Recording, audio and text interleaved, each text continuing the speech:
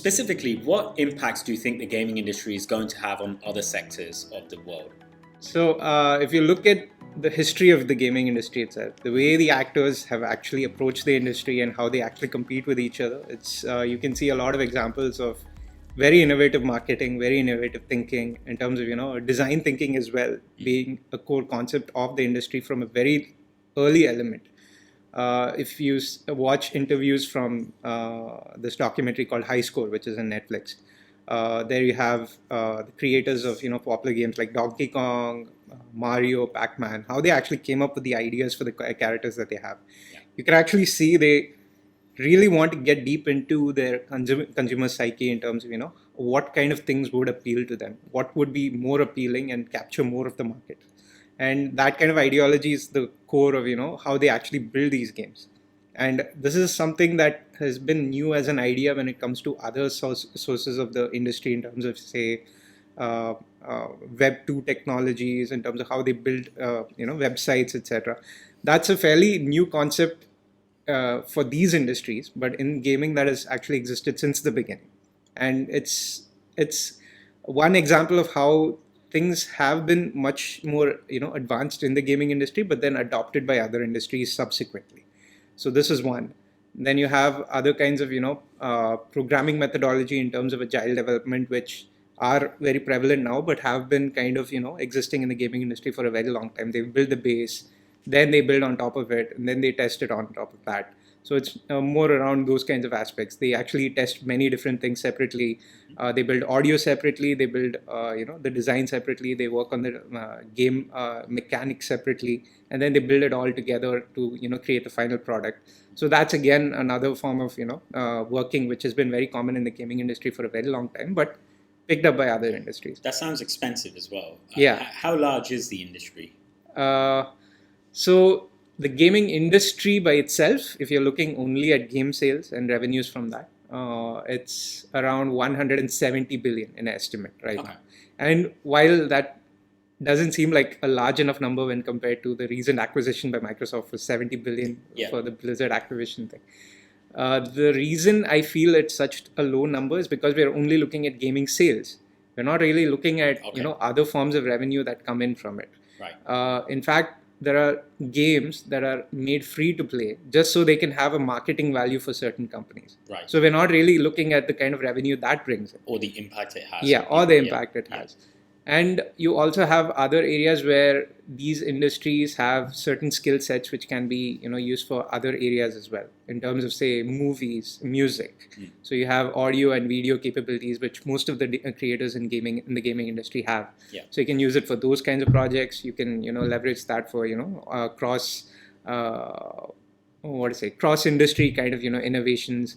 Like some games, characters have been used to create full feature films as well, like with the recent Uncharted movie, or even game characters have gone on to become their own music band, like they have with Keda, which is a Korean band. I mean, not a Korean band. It's a band of characters from the League of Legends game, which have become their own standalone band. Okay. So they're voiced by real people, but then the characters who are portrayed in the music video are the actual League of Legends characters.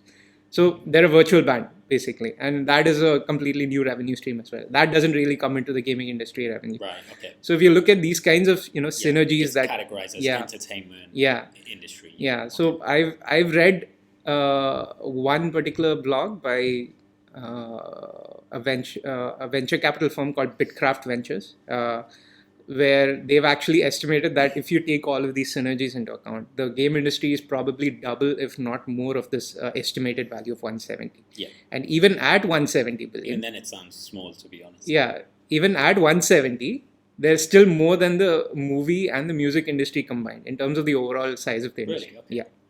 And this has been the case since 2010. Okay. And even though there has been growth in both industries, gaming has far outpaced both of them. Sure. In fact, it's almost double the size right now at 170, with a conservative estimate. Yeah. And if you take a less conservative estimate of a few more things, it's a 340 right now. Yeah. And analysts estimate that this industry size is going to double in the next 6 years. Yeah, and it is one of the reasons behind that, the fact that the gamers from the 80s, 90s and noughties continue gaming throughout their lives. Right. So they're now, 30, 40, 50-year-olds that are still gaming. Yeah. I'm in that category as Yeah. well. And then there's every single child born is potentially a new gamer as Yeah. well. So Yeah. the consumer base is always rising. Yeah, exactly. So if you look at the average age of gamers, like you said, they're actually well above 30.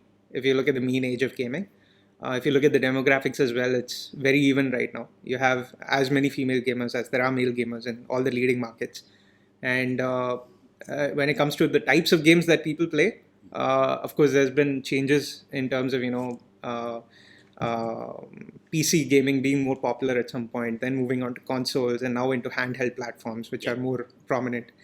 And so with the improvements that are taking place in mobile technologies, it's very evident that mobile technology will be the future. And so a lot of the industry is focused on getting into that right now, in terms of cross-platform play, making sure that even if it is playable on PC, it should be playable on mobile. So a lot of companies graphics are so bad. Yeah. I wish it wasn't that way. And, Yeah. and people focused on the graphics and making a real world that looks right. Right. So these games, they focus on the fact that people want more playtime in these games rather than the graphics. So, for example, if you have an online game like, say, Final Fantasy 14, your achievements in the game depend on how much time you spend on, doing certain small menial tasks. Okay. So you can't really do that by sitting in front of a PC all the time. Okay. You'd rather do that when you're on your way to work on a subway, or when you're waiting in line for a queue. I mean, that time would be better spent on these things rather than just waiting there. So that's the idea behind it, so that you're giving them the option to play further while they're there, so that you build a lock-in for them as well, because they're more invested in the game. Okay. And when they come back home, they can play in PC with every high fidelity that they want. So you're giving them all these kinds of options. And so the industry is moving in that trend where you're giving them more options to be connected and playing all the time, so that you have more of a user base which you can capitalize on. Okay. So it's like that. And Yeah. So where does the metaverse fit in that story of growth, especially? The gaming industry is already fairly large. Right. Where do you feel the metaverse has suddenly come into the play? Why has it become the center of attention of everyone right now?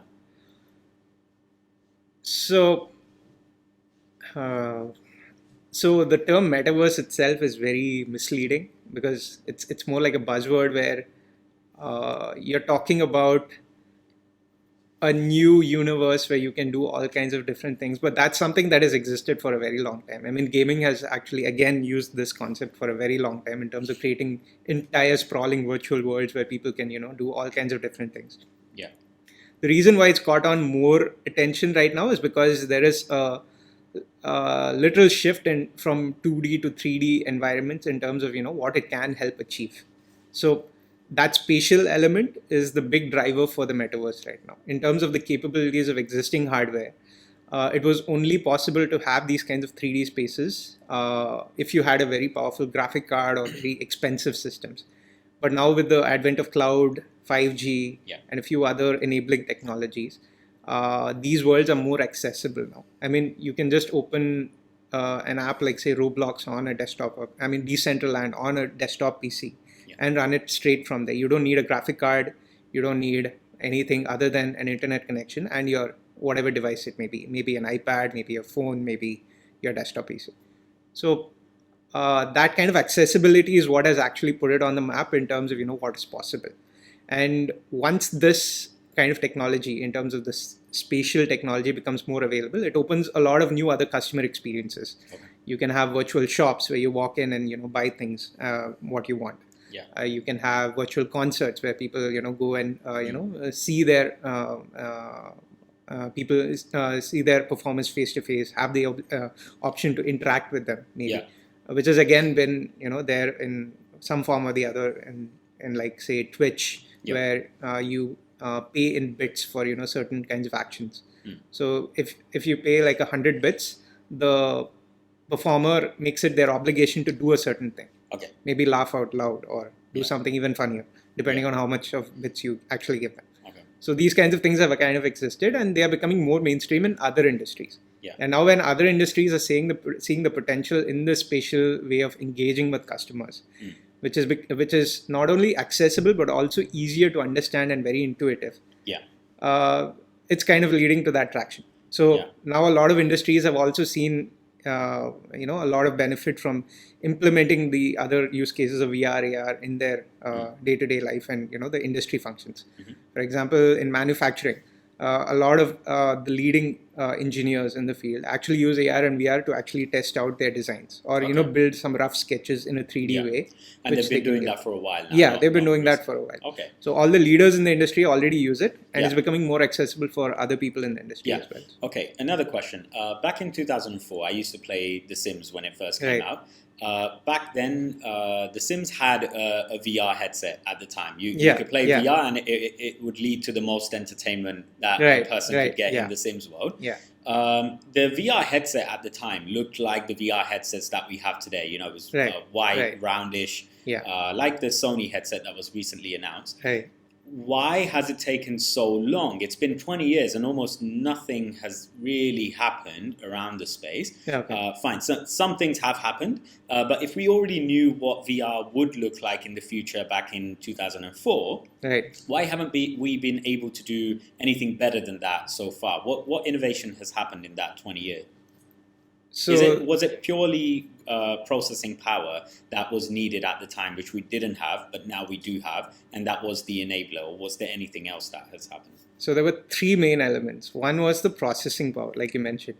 In terms of the graphical capability, it needed a lot more processing power to actually enable it. The second is with the processing power scaling, you would also need more power to actually enable it. So it's not a question of whether we had the processing power, how much energy it would take to actually get that. So now that processors are much more power efficient because of the lower, the smaller architectures that they use, it's possible for batteries to actually, provide more power for these devices. So if we use the same kind of structure that we do today in 2004, maybe the VR headset would not even last 5 to 10 minutes. That would not be viable. But with the same kind of structure with the technologies we have today, we can have those headsets last for hours. So we can last, the Oculus Quest can last for almost 2.5 to 3 hours before it requires a charge. So now that's more viable. The other would also be in terms of the ocular frameworks. So the technologies in terms of the LEDs and the other other kinds of display technologies we had were not compatible with the kind of resolutions that we needed to get today. So imagine taking a 4K TV and compressing all of that into this smaller frame. That would be very difficult. But with the recent advancements in LED, you're actually able to do that and also make it in such a way that it's not harmful for your eyes. You're creating a lot of other blocks as well. So while it's still a major concern right now and an area they're looking at, it's something that is improved in leaps and bounds over time. So that is another block. The third would be in terms of the software. That would only improve if more people are working on it and trying to find new solutions. So even up till 5 years ago, if you look at how tracking was done, how people set these kinds of barriers, how they define play spaces. Like for example, HTC had its own 2 base stations which you need to set in order to find out where you are on the map. But now with the kind of stereoscopic camera technology that they have, where you have 4 cameras here which determine where you are in the environment, you don't need that tracking station. So you make it more compact with each generation. So you make it more accessible, and I think that's that sense of accessibility that comes about with these kinds of innovations and technology advancements that have made VR more accessible. Although we knew that this is exactly where we want to be, it took us quite a while to get here. And if you look at the founders of Oculus who gave their early interviews in the space before they were acquired by Meta, they were focusing on exactly this, that recent technological advancements have given us some incentive to work around this, and that's why we wanted to get into it, and that's why they've gotten as far as they have. Why specifically the recent buzz around the metaverse? What is that all about? Gaming has always been a part of this area in terms of VR being only around gaming, but the top tech companies have always seen this as a potential that can be expanded further. And because of the investment of top tech companies in this space in recent areas, I mean, Facebook started the trend even with the acquisition of Oculus back in the early 2010 or 2011, I believe. So that kind of sparked off the entire thought that, this is a viable area to actually look into. And I believe that Facebook had this idea because a lot of their focus was around customer engagement and experiences. And Metaverse actually has that capability for, taking engagement and experience to a new level.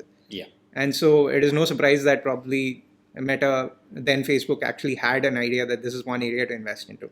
So they acquired Oculus. Now, with that acquisition, you're sending a signal to the market that this is an important area to look into.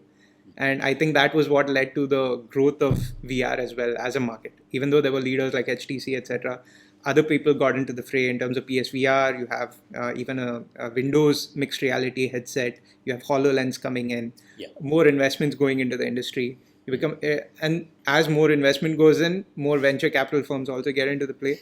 They invest a lot more in these kinds of firms. That adds to the credibility of the industry as well, and that kind of leads to a building hype.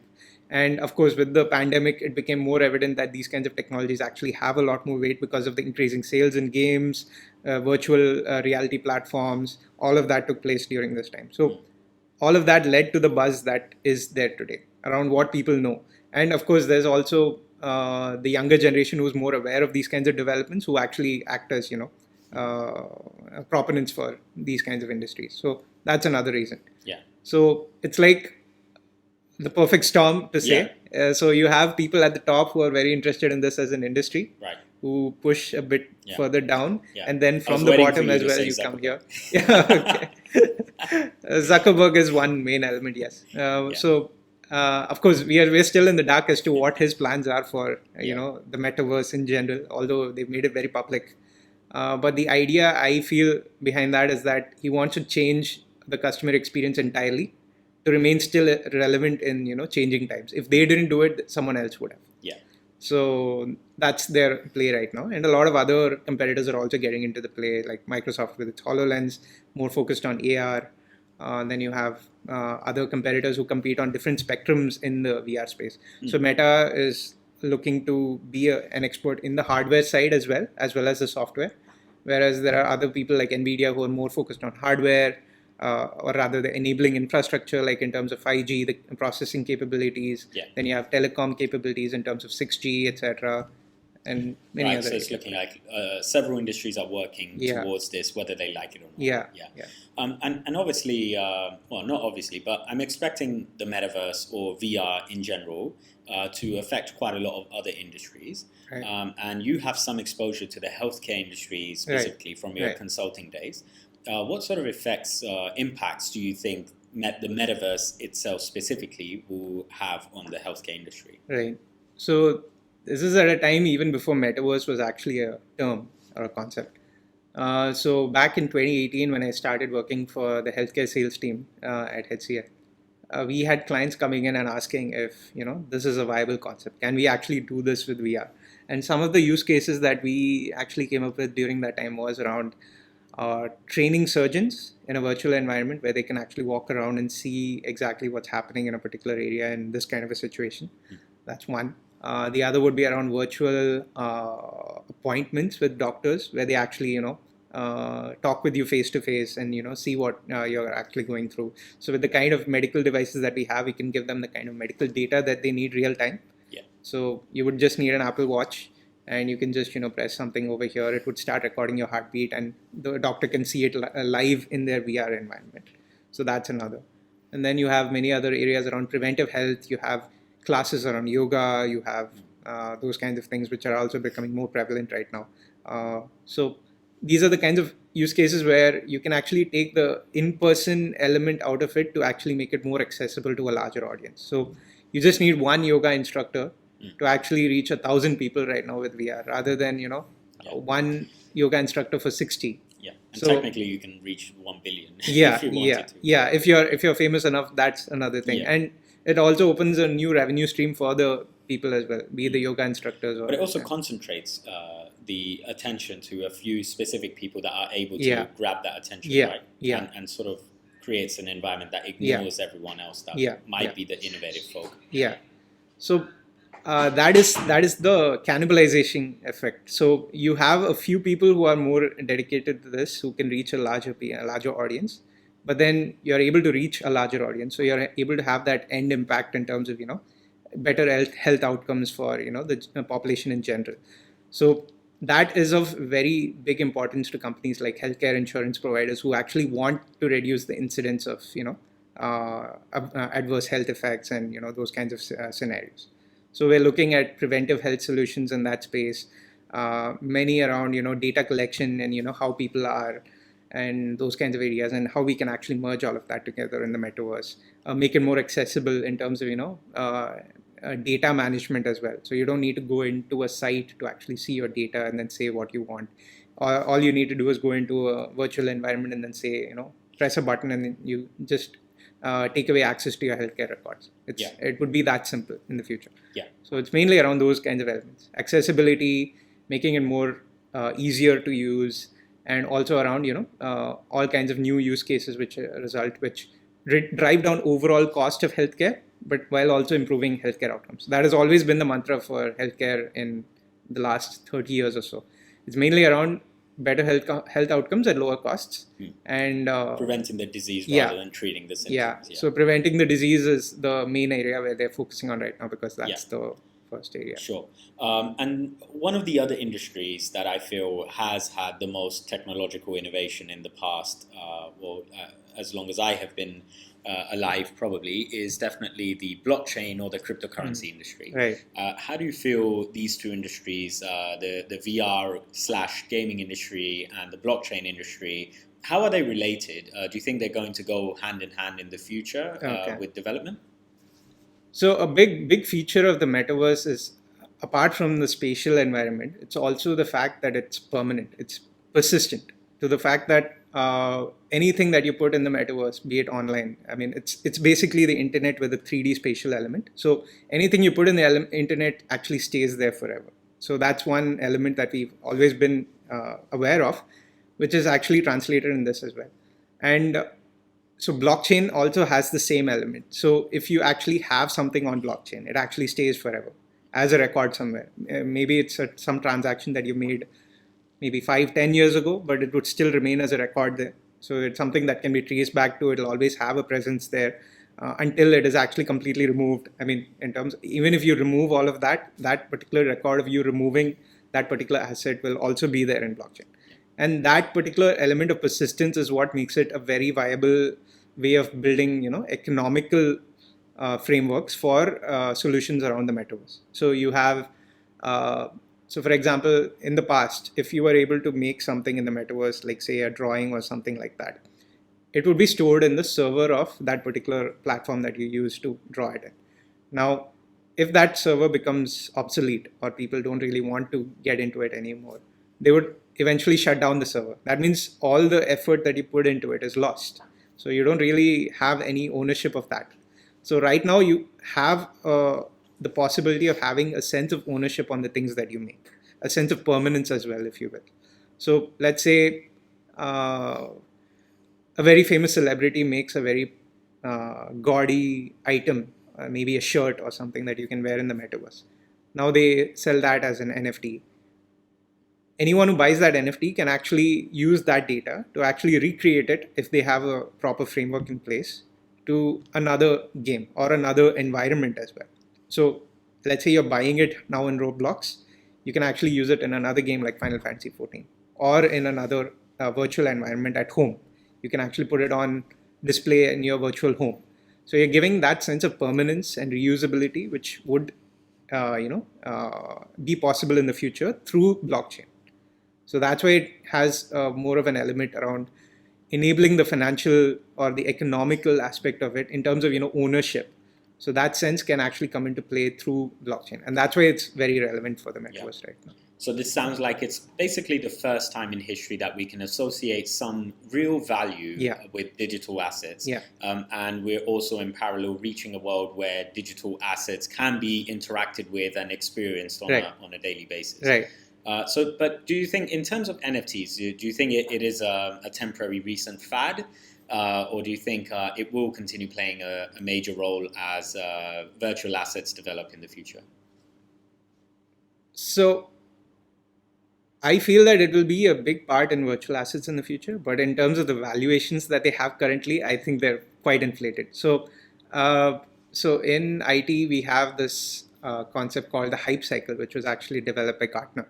And you actually generally go through a trough of, excitement, and then you go through disillusionment, and then you reach a trough where you go here. So right now, NFT is in that upward thing, or maybe somewhere near the peak. And it started in 2017, so perhaps it's on the second peak. Yeah. So with the current capabilities of NFT as they are right now, it's still in a very preliminary state, and it's in a state where there's a lot of funding because they expect a lot of things to come from it. Now, there are two things that can happen. It can meet the expectations of the investors, which are actually very lofty right now. And if they do it, they would continue to stay at that point or go a little higher, but there'll eventually come a fall. Yeah. And after the fall, you would get a realistic view of where NFT stands. What are the flaws that NFT has right now, which need to be amended so that it comes back to play.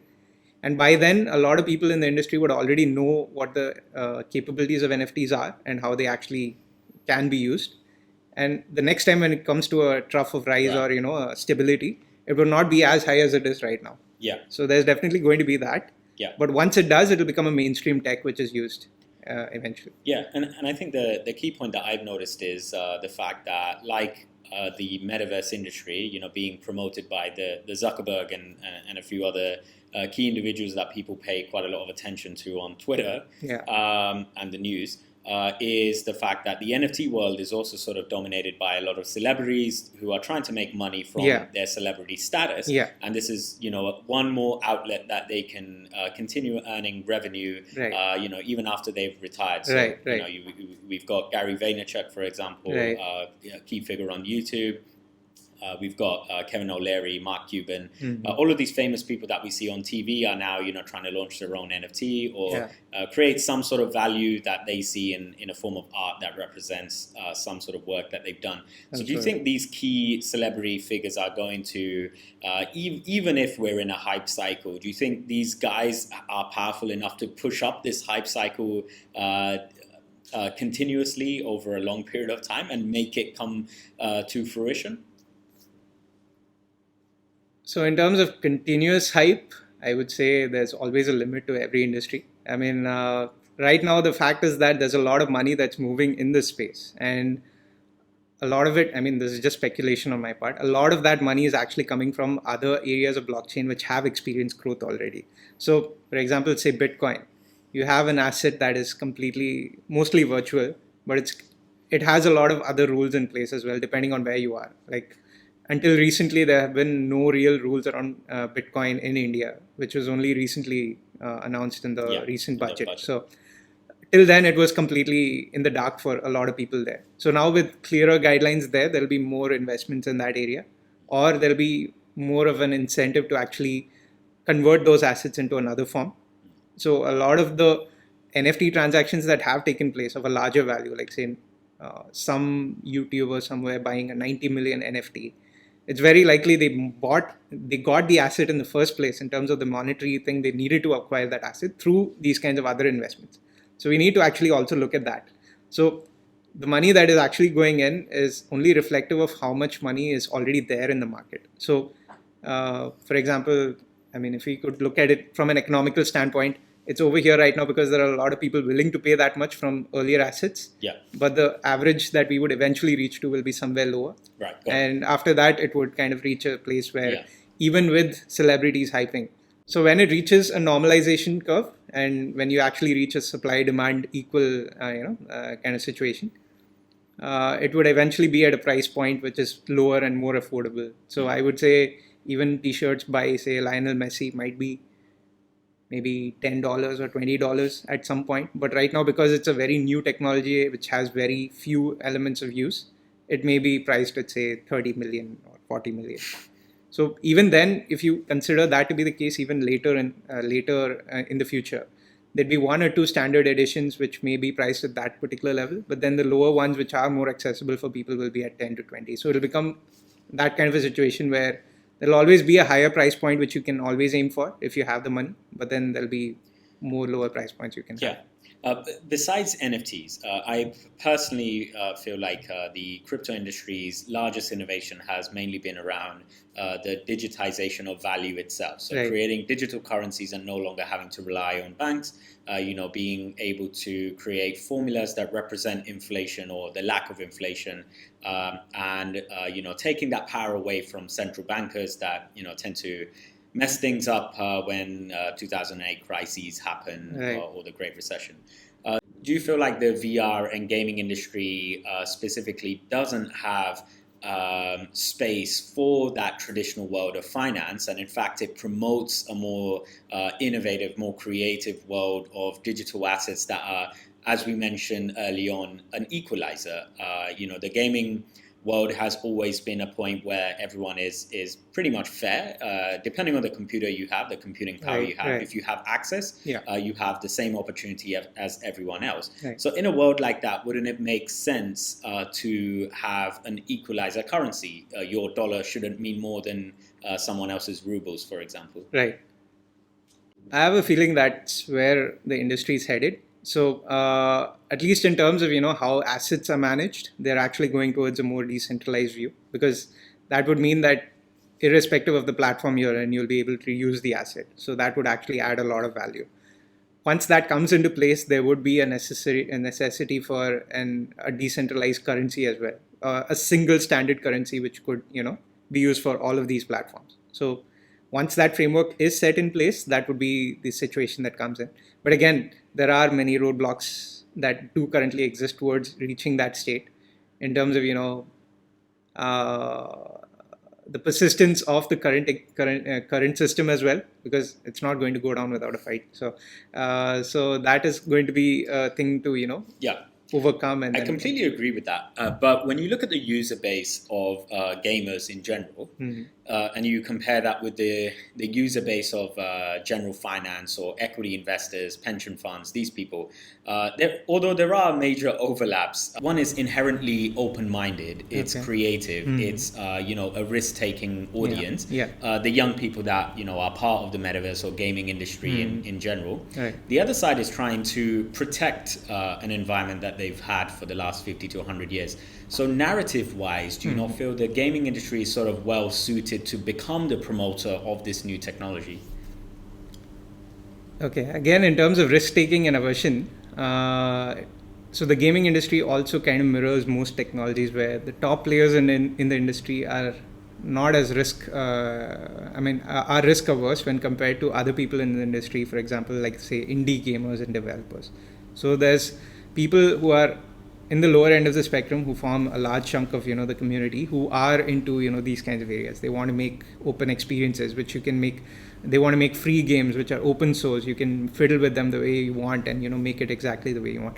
If you look at larger companies that actually make this possible, there are very few who I can actually talk about. Like for example, the creators of Doom Eternal, who make it completely free for modders to access and make any mods that they want. In most other cases, it is the community itself that would crack the source code, which is actually illegal, and then still continue to do it. And game developers turn a blind eye to it. That's generally how it goes. But in many cases, if you look at the larger companies, they would actually want some sense of control over their assets. Like the recent area where Ubisoft tried to come up with an NFT asset which was completely centralized, which kind of defeats the entire purpose of the whole area, concept around NFTs and digital assets as well. So they were called out on it. A lot of cryptocurrencies are centralized, whether people like it or not. You do have to, decentralization as a technology or blockchain as a tech doesn't necessarily imply it's always decentralized. Even Bitcoin was very centralized in its early days. In fact, it was until quite recently when China banned it, and then as forcefully all of these miners needed to leave the country. So a lot of these elements do still come into play. So even if you do propose that this is the ideal state, getting there is probably a long way off, and it requires a lot of other stakeholders to also propose that this is the way forward. And I feel that we're still quite a ways off, but this is the way that we're going on. We'll eventually get there one day. So it's just very difficult to say when. So, but I guess there'll be a few events that will happen in the future which will push this along, probably a few years ahead, or push it back by a few more years. But we definitely seem to be getting there. And the metaverse is definitely one area where you can see more applications coming in, in terms of, the economical impact as well from the blockchain side. It's also the case of microtransactions. Right. The metaverse will probably benefit from microtransactions quite a lot more than other industries might. Right. For example, renting digital assets in the space, or just selling it randomly by just talking to somebody and saying, I like your shirt. Well, do you want to sell it to me? And you can sell it on the spot, for example. So I think personally, programmable metaverse does sound like it is the space where these new innovations in the fintech industry can kind of be a little bit more relevant than the general world. Yeah, and I think gaming is already working on these kinds of concepts right now. So if you look at the recent video released by HTC Vive on the Weverse, so they have the same kind of concept where you're looking at a particular wine bottle which someone has advertised to you, and you can buy it on the spot in the metaverse, and then you get it delivered to you some other day.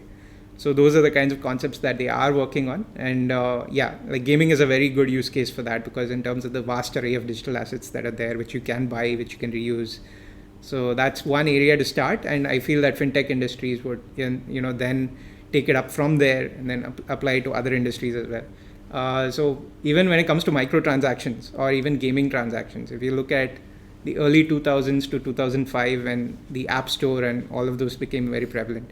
So all of the things that we do today on a regular basis in terms of, buying things on Amazon or buying from, other virtual carts online, etc., they've been very prevalent even then in the gaming industry in terms of, those Play Stores. So I feel another repeat of the cycle would happen where gaming would take this up first, implement it, and come up with the best practices for it, which would lead to the fintech industries, modifying it for, other use cases and other industries, depending on the regulations and the requirements. And it's probably a good test net for generally for quite a lot of new technologies. Probably one of the reasons why the gaming acquisitions are, so highly priced right now. Makes sense. So, absolutely.